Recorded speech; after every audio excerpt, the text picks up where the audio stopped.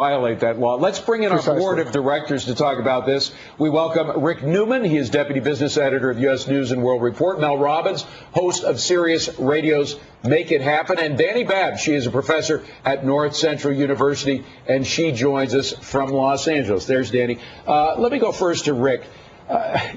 You do have a very big problem with adhering to the rule of law. If you have specific violations of that rule, namely giving legal documents to people who are illegal, doesn't that undermine the rule of law? Well, you know, we're talking about driver's licenses. This is not essentially about driver's licenses or documentation. It's about security or insecurity, how, you know, illegal Americans feel about illegal aliens being in this country. That's really what this is about, not how we document them. It's about whether we should try to find them and kick them out or find some way to validate them since they're here. But there is the issue of rule of law. If you're going to have a rule, you got to stick to it.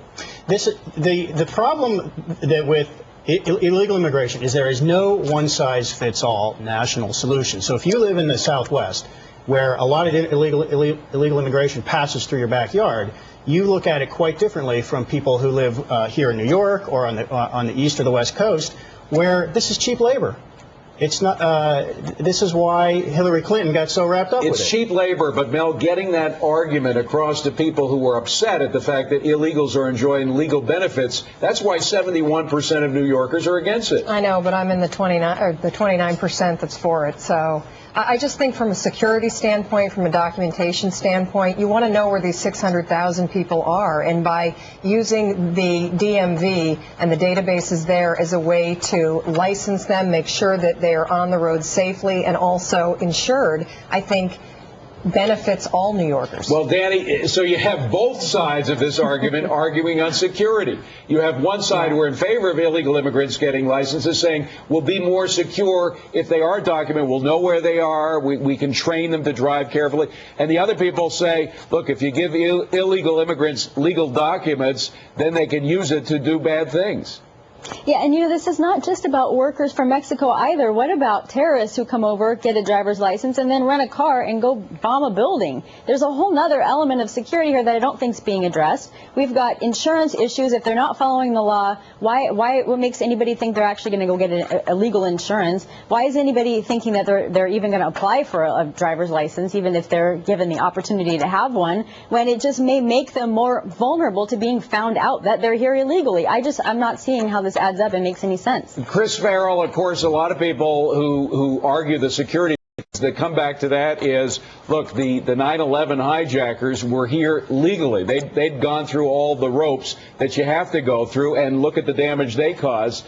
And as far as we know, there aren't any illegal immigrants who are in the country right now planning the same kind of thing. I think that's a pretty broad assumption. And there were, you know, the 9/11 hijackers. Not all of them were what the ICE people call EWI, or entry without inspection, but they were people who had overstayed their visa.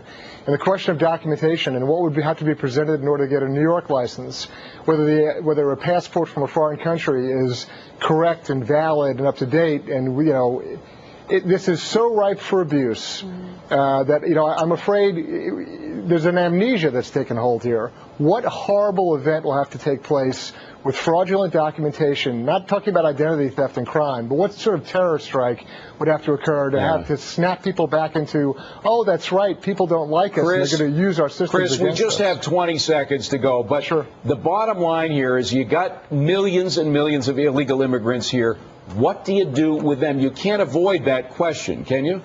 No, you can't, but that becomes a federal law enforcement issue. And the emphasis on enforcement, not on giving passes, not on regularizing or in some way allowing folks to take actions that undermine the rule of law. Right. That is corrosive and destroys our country. Right. It has to be an enforcement approach, not a pat on the back. Here's a pass. Certainly the rule of law issue is one that should concern us all. Chris Farrell, Eric Shawn, and our panel, thank you very much. On deck,